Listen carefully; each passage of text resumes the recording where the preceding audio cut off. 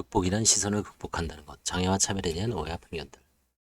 19세기 마지막 여름, 스페인 발렌시아 말라로사 해변은 여느 때처럼 뜨거운 태양이 장렬했습니다. 해변은 더위를 참지 못해 뛰어든 개구장이 아이들로 정신없었습니다. 수영 팬티도 없이 바다에 뛰어든 아이들은 물놀이에 시간 가는 줄 모릅니다. 해변에 우두커니 앉아 그 모습을 꾸러미 바라보던 한 화가가 있습니다. 그는 주로 바닷가에서 어부들의 모습을 그렸지만 그날은 다른 곳을 응시하고 있습니다. 화가는 저 멀리서 한 무리 벌거벗은 아이들과 그들 곁을 지키는 수도사를 목격합니다. 목발을 짚고 있는 소년을 비롯해 거동이 불편해 보이는 아이들을 수도사 홀로 건사하고 있습니다. 그 모습을 뚫어지게 보던 화가는 이윽고 수도사가 있는 곳으로 다가갑니다. 혹시 누가 되지 않는다면 당신과 아이들의 모습을 그려도 괜찮을까요? 화가는 수도사에게 어렵게 입을 떼어 묻습니다. 이 말에 잠시 머뭇거리던 수도사는 고개를 끄덕이며 그렇게 하라고 생각합니다. 화가는 지체 없이 캔버스를 가져와 빠른 분놀림으로 수도사와 아이들의 모습을 그렸습니다. 이 그림이 세상에 나오자 사람들은 찬사를 아끼지 않았습니다. 그림은 스페인 넘어 프랑스에서도 화제를 모았습니다. 1900년 파리에서 열린 만국박람회에 출품되어 그랑프를 수상했습니다. 덕분에 화가는 유명해집니다. 1년 뒤 마드리드 내셔널 전시에서 명예의 메달도 받았죠. 스페인 인상주의 거장 소로야 이야기입니다. 불행과 슬픔에 대한 오해. 소로야는 이 그림에 대한 스페인 한 언론사와의 인터뷰에서 다음과 같이 밝힙니다. 그림 속 불행한 사람들의 존재가 저에게 고통스러운 인상을 주었다는 것은 두말할 필요가 없습니다. 2살 때 전염병으로 부모를 여인 소로야는 불우한 유년기를 보내야 했습니다. 이러한 경험 때문인지 그에게는 소외계층을 향한 연민과 동정이 깊었습니다. 20세기 초만 하더라도 소로야의 인터뷰는 별 문제가 될 게 없었습니다. 오히려 그 이름 앞에 휴머니스트 화가라는 찬사가 붙을만 합니다.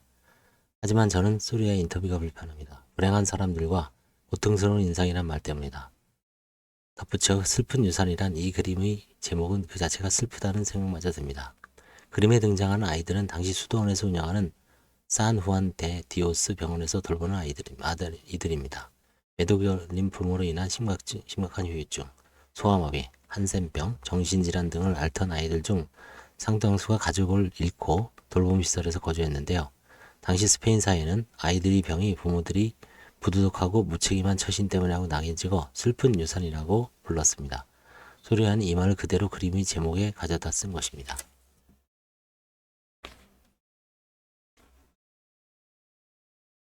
이러한 시각은 지금도 남아 있습니다. 장애아를 낳으면 엄마는 임신 중에 뭘 잘못 먹기라도 한 걸까라는 생각이 힘겨워합니다. 또 집안 내력의 유전적 영향은 아닐까 싶어 머리를 조아립니다. 이런 생각의 배경에는 장애를 마치 원죄와 연결짓는 인식이 내재해 있기 때문은 아닐까요? 예로부터 조상의 죄를 탓하거나 전생에 지은 죄로 여기는 잘못된 고정관념이 사라지지 않는 탓입니다. 다시 그림을 보겠습니다. 아이들은 신체적인 이유로 다소 불편해 보이는 건 사실이지만 결코 슬퍼 보이진 않습니다. 아이들 곁에는 든든한 수도사가 함께합니다. 저는 그들 사이에 서로를 향한 깊은 신뢰와 진심, 어린 존경이 깃들어 있다고 믿어 의심치 않습니다. 소로야의 말처럼 아이들과 수도사는 불행한 사람들이 아닙니다. 수도사가 본인과 아이들을 불행하다고 생각했다면 화가에게 자신들의 모습을 그리도록 허락하진 않았을 것입니다. 소로야의 눈에는 그들이 불행하게 보였기 때문에 고통스러운 인상을 받은 것입니다. 슬픈 유산이란 선입견 가득한 말이 결국 화가의 시선을 고통스럽게 만들었는지도 모르겠습니다. 언어가 사고를 지배한다. 미국의 언어학자 촘스키는 언어가 사고를 지배한다고 말했습니다. 한때 우리나라에서는 장애가 있는 사람들 향해 장애자, 장애우, 장애인을 혼용의 논란이 있었습니다. 1980년대까지는 일반적으로 장애자라고 했죠. 가령 1987년 제정된 현행헌법 34조 5항에도 신체 장애라는 표현이 나옵니다. 1988년 서울 패럴림픽을 장애자 올림픽대회라고 공식적으로 칭하기도 했습니다. 90년대에 들어 놈자에 낮춤의 의미가 담겨 있다는 지적에 따라 장애인으로 수정되어 지금까지 사용되고 있습니다. 그 사이에 1987년 장애우 권익연구소가 설립되면서 장애우라는 신조어가 등장하게 됐습니다. 원래 의도는 모든 장애인들은 친구처럼 연대의식을 가져야 하고 더 나아가 우리 사회가 장애우와 비장애우가 친구가 되어 사는 인간다운 사회가 되도록 하려는 것이라고 했는데요. 하지만 장애우는 비장애인 입장에서 장애인은 우리가 동등한 사회 구성원이 아닌 다른 집단으로 여기도록 만든 한계가 있습니다. 장애가 없는 사람들을 정상인으로 칭하는 것도 문제 있습니다. 바꿔 말하면 장애인을 비정상인으로 생각해야 한다는 점에서 불편한 표현이 아닐 수 없습니다. 생각한데 장애가 있고 없음을 중립적으로 표현하는 장애인과 비장애인이라는 개념 사용이 가장 적절하지 않을까 싶습니다. 이처럼 장애인을 향한 차별적 시선을 거두기 위해서는 표현하는 용어에서부터 세심한 접근이 필요합니다. 루브르에서 만난 브류헐의 그림을 보면서 마음이 불편했던 건 레꿀데자트라는 제목 때문이었습니다. 우리말로 옮기면 절름발이 혹은 불구자 정도가 되겠습니다. 1568년에 그려진 피아를 보더라도 장애인을 향한 차별의 역사는 뿌리가 깊습니다. 그림에는 지체 장애인들을 외면하며 걸음을 재촉하는 행인이 보입니다. 바로 그 행인의 시선 속에서 그림 속 주인공들은 외면하고픈 존재입니다. 이처럼 장애인을 가리키는 표현은 영어에도 시대에 따라 변해왔습니다. 과거에는 handicapped, impaired 라는 모욕적 의미가 담긴 단어가 쓰였던 적도 있었지만 지금은 사용하지 않습니다. 한때는 disabled person이나 mentally changed person, 정신장애인 및 physical challenged person, 신체장애인이라는 용어가 쓰게 되는데 이러한 표현들 역시 논란의 소지가 있습니다. UN 등 국제기구에서는 집합적 의미에서 장애를 강조하는 the disabled 대신 장애인 개인이 개별적 권리를 중시하는 의미에서 person with disabilities, difficulties를 사용하고 있습니다. 가령 2006년 12월 61차 유엔 총회에서 192개 회원국이 만장일치로 채택한 장애인의 권리에 관한 협약이 대표적인 예입니다. 2008년 5월 30일 가려. 조약을 포함한 법률에서는 어떤 용어를 사용하냐가 매우 중요합니다. 법률은 국가 혹은 사회의 규범적 기준이 되기 때문입니다. 아울러 각 나라마다 장애인 협약이 어떻게 실현되고 있는지는 그 나라의 장애인 복지 정도를 가늠하는 매우 중요한 바로미터가 됩니다. 장애인 협약은 신체장애, 정신장애, 지적장애를 포함한 모든 장애가 있는 이들의 존엄과 권리를 보장하기 위해 유엔이 주도해 만든 국제조약입니다. 50개 조항과 선택 이정서 18개 조항으로 구성되어 있습니다. 장애인 협약은 21세기 최초의 국제인권조약이라는 점에서도 의미가 남다릅니다. 장애인 인권이 전 세계적으로 파급을 다투는 중요한 이슈임을 방증합니다. 유엔이 1981년을 세계 장애인의 해로 정하면서 전 세계적으로 장애인의 권익과 복지에 대한 중요성이 대두했습니다. 이에 따라 우리 정부도 1981년 6월에 제정된 심신장애자 복지법, 지금의 장애인 복지법을 필두로 관련 법들을 마련하기 시작했습니다. 특히 1990년 1월 제정된 장애인 고용 촉진 등에 관한 법률과 2007년 4월에 제정된 장애인 차별 금지 및 권리구제 등에 관한 법률을 통해서 장애인을 위한 구체적인 권리보호 제도가 마련됐지만 OECD 기준에 부합하기에는 여전히 부족한 수준입니다. 장애인이 이동권과 성 세바스티아누스 묘의 순례자들, 시급성을 요하는 장애인 복지 정책은 한두 가지가 아닙니다. 저는 그 중에서도 장애인의 이동권을 주목합니다. 우리 헌법은 직접적으로 이동권을 명시하고 있지는 않지만 인간다운 생활을 향유하기에 가장 기본이 되는 권리임을 부정할 수 없습니다. 하지만 장애인 입장에서는 이처럼 당연한 기본권을 누릴 수가 없습니다. 당장 주변을 살펴보면 점자 표지판은 턱없이 부족하고 휠체어용 승강기가 없는 지하도가 태반입니다. 계단은 또 왜 이렇게 많은 걸까요? 관련법이 없는 것도 아닙니다. 장애인, 노인, 임산부 등의 편의 증진 보장에 관한 법률이 제정된 것은 20년 전인 1997년 4월입니다. 정부는 이 법만으로 부족해서인지 2005년 1월에 교통약자의 이동편의 증진법을 별도로 제정합니다. 하지만 법만 정비한다고 해결되지는 않지요.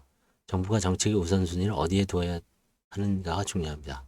하지만 선거 때조차 장애인을 위한 복지 공약은 늘 뒷전입니다. 답답한 마음을 추스르기 위해 그림 한 점을 감상하겠습니다.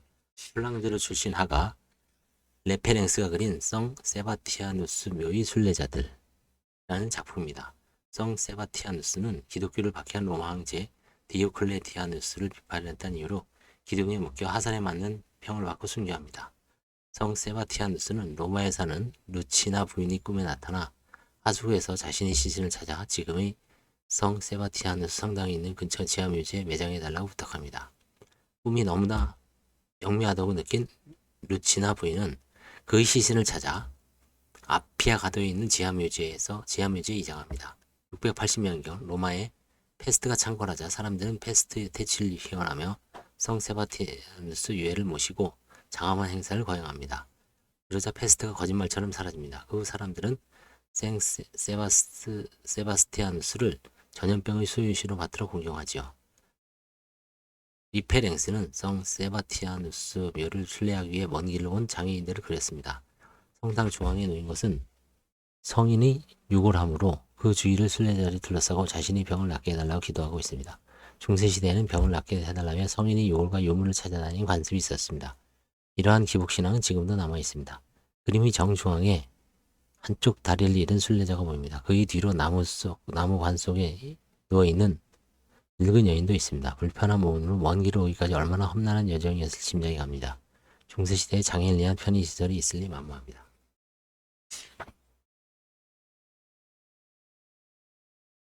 로트렉의 위트가 감동적인 이유. 리페랭스가 500년 전에 그린 성 세바티아누스 묘의 순례자들은 많은 것을 생각해 합니다. 화가는 화면의 중심에 성인을 두지 않고 장애인들을 배치함으로써 그들을 대상화하지도 타자화하지도 않았습니다. 성인을 모신 제단 앞에 선 장애인은 그 누구보다도 당당하게 자신의 권익을 위해 호소합니다. 지금은 어떨까요? 장애인을 향한 시선은 여전히 뒤틀려 있습니다. 화가처럼 장애인을 향해 대놓고 홀대하는 몰상식한 형태는 많이 사라졌습니다. 대신 그 자리를 동정과 연민이라는 불편한 배려가 차지했습니다. 장애인을 향한 동정과 연민은 결코 해결책이 될 수 없지요. 동정과 연민은 다르다는 차별의식에서 출발함을 부정할 수 없습니다. 오히려 또 다른 차원이 생채기 내기는 아닌가 저어됩니다. 시카고 미술관에서 만난 물랭루즈 속 로트렉을 잊을 수가 없습니다. 로트렉은 파리 몽마르트에 있는 카바레 물랭루즈를 배경으로 많은 그림을 그렸습니다. 물랭루즈는 한마디로 로트렉이 놀이터 같은 곳이었는데요. 이곳 무대에 오르는 댄서와 가수, 서커스 단원들은 그가 친애하는 예술가 동료이자 그림 속 모델이죠. 물랭루즈 공연 포스터 제작되기도 한 로트렉은 언제나 그들을 그렸습니다. 물랭루즈 예술을 보고 인상 깊었던 건 그림의 로트렉 자신의 모습을 둘이나 그려 넣었기 때문입니다. 화면 중앙에 바에 앉아 여인과 함께 술을 마시는 턱수염이난 남성이 로트렉입니다. 뒤쪽에 키가 큰 신사 옆에 있는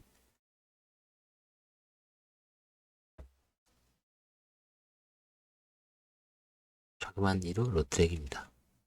로트렉은 어려서 뼈의 성장을 더디게 하는 농축이 골증이라는 병을 앓았는데요. 12세 때는 심한 낙사로 왼쪽 대퇴골이 부러졌고 14세에 사고로 오른쪽 다리까지 부러진 후유증으로 더 이상 키가 자라지 않습니다. 그는 150cm를 겨우 넘는 키에 지팡이가 없으면 걸을 수가 없었습니다. 그런 처지를 비관하며 한때는 알코올과 문란한 생활에 빠져 살기도 했지만 현실을 덤덤히 받아들인 뒤부터는 충만한 예술가적 기질을 앞세워 자신의 모습을 적극적으로 드러내며 살았지요. 로트렉은 자신의 왜소한 모습을 오히려 위트 있게 캐리커처로 즐겨 그렸습니다. 누구도 흉내낼 수 없는 로트렉만이 자아상입니다. 그런 로트렉과 가까이 지냈던 일러스트레이터 작가이자 훗날 세계 최초로 애니메이션 영상을 제작하기도 한 에밀 콜은 매거진에 자아상을 그리는 로트렉이라는 카툰을 그리기도 했습니다. 프랑스 남부 도시 알비에 있는 로트렉 뮤지엄에 가면 그의 캐리커처 자아상을 볼 수 있습니다. 나는 꿈이 아닌 내게 펼쳐진 현실을 그린다. 장애를 가진 예술가 중에서 로트렉만큼 그림을 통해 자신을 드러냈던 이가 또 있습니다. 멕시코 화가 프리다 칼로입니다.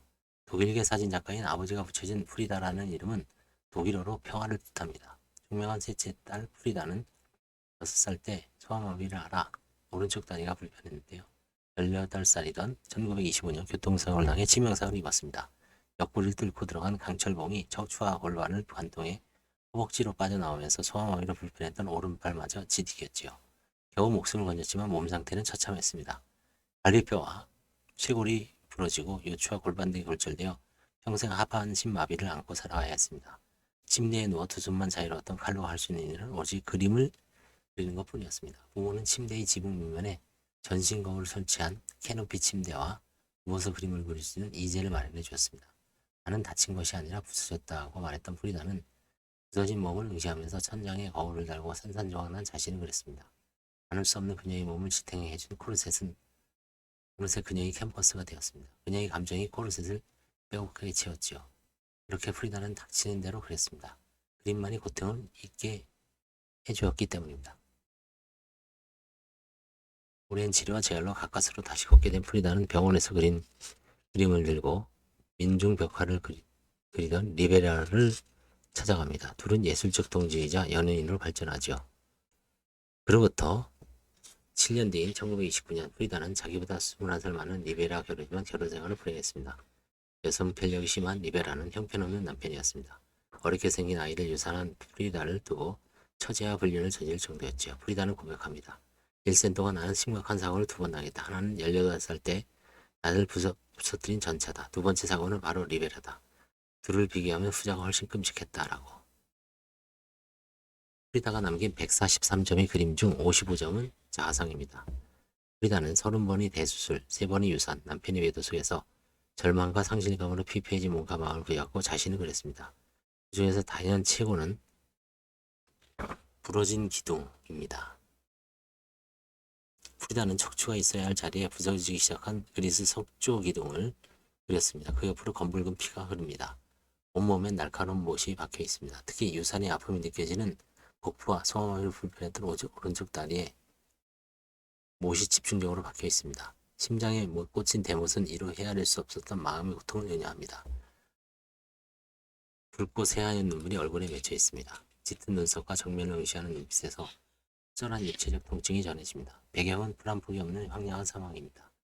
부러진 기둥을 비롯한 그녀의 자아상들은 멕시코를 넘어 뉴욕과 파리에 있는 주요 갤러리들이 초청을 받아 전시되었습니다. 당시 그녀의 그림을 본 피카소와 뒷상, 한딘스키는 프리다를 초현실주의 신성으로 추켜 세웠습니다. 하지만 프리다는 거장들의 상처에 모욕감을 느꼈습니다. 그녀는 나는 꿈을 그리지 않는다. 내게 펼쳐진 현실을 그린다며 초현실주의 화가로 분류되기를 거부했습니다. 그녀의 주장은 조금도 틀리지 않았습니다. 연민이 아닌 연대가 필요한 순간 로트렉과 프리다는 장애를 극복하고 최고 예술가의 반열에 올랐습니다. 라는 문장을 무심코 쳤다가 딜리트를 키를 눌렀습니다. 장애를 극복한다는 표현에 동의할 수 없기 때문입니다. 최근 국가인권위원회는 장애를 극복한다는 표현이 장애를 질병이나 일시적인 시련처럼 이겨내거나 헤쳐나갈 수 있는 대상으로 오인하게 한다는 점에서 이문과 사용된 장애인 복지법이나 관련 조례 등을 개정하도록 의견을 표명하기도 했죠. 장애를 개인 차원에서 극복의 대상으로 바라보며 이를 뛰어넘고 대단한 성취를 이룬 소수의 장애인에게만 존경의 눈길을 보내는 순간 그렇지 않은 대부분의 장애인들은 또 다른 좌절과 박탈감을 느낄 수 있습니다. 장애는 장애인 혼자서 뛰어넘어야 할 허들이 아닙니다. 그것은 사회 공동체가 함께 끌어안아야 할 우리 삶의 일부이죠. 필요한 것은 장애인을 향한 연미 아니라 연대입니다.